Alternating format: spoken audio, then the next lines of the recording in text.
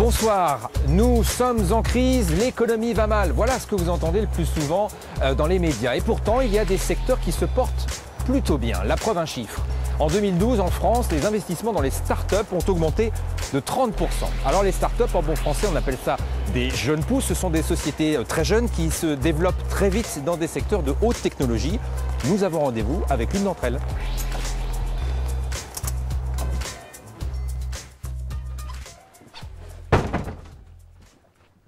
Alors expliquez-nous, on est où ici concrètement? Alors ici vous êtes au siège social de la société EasyWheel, société qui a été créée en décembre 2009 par 3 fondateurs, Antoine, Florian et puis moi-même, donc tous les 3 anciens ingénieurs de la société Saft.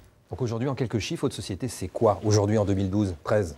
Aujourd'hui EasyWheel en 2013 c'est 17 salariés, c'est bientôt une petite vingtaine et c'est un marché qui commence à être de plus en plus porté sur l'international. Est-ce qu'on peut dire qu'à vous trois, vous avez réinventé la roue, c'est un peu ça? On prend souvent cet exemple-là, oui, qu'on a réinventé la roue. En fait, on a plus simplement et plus modestement peut-être, on a créé une roue autonome. Tout l'ensemble équivalent à ce qu'on peut trouver sur une voiture électrique, par exemple, concentré dans le moyeu de la roue. On est non seulement sur un assemblage 100% français, mais sur vraiment une source de tous les composants extrêmement locale.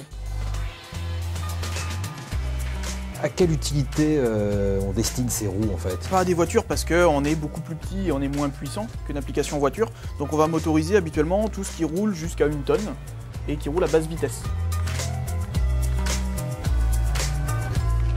Ça a été dur de débuter cette activité en 2009, quand on a 30, 31 ans, comme vous avez fait, parce que vous aviez déjà un emploi.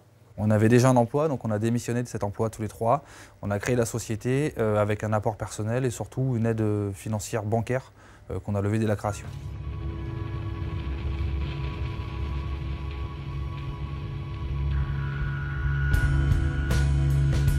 Vous avez besoin de recruter du monde, du personnel forcément très spécialisé, des techniciens, des ingénieurs sans doute.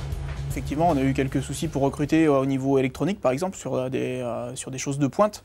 Même chose au niveau commercial où on attend des personnes dans le commerce d'avoir une très bonne connaissance technique du produit. En termes de cohésion d'équipe, on est tous dans la trentaine aujourd'hui. Alors il y a le critère âge et puis il y a aussi le critère savoir travailler dans la détente, la bonne humeur, dans toujours l'échange perpétuel. Tout va très vite dans le mode start-up. Donc il faut être très souple en fait, il faut être adaptable, il faut avoir un bon tempérament et les qualités humaines se font ressentir tout de suite, dès les premières semaines.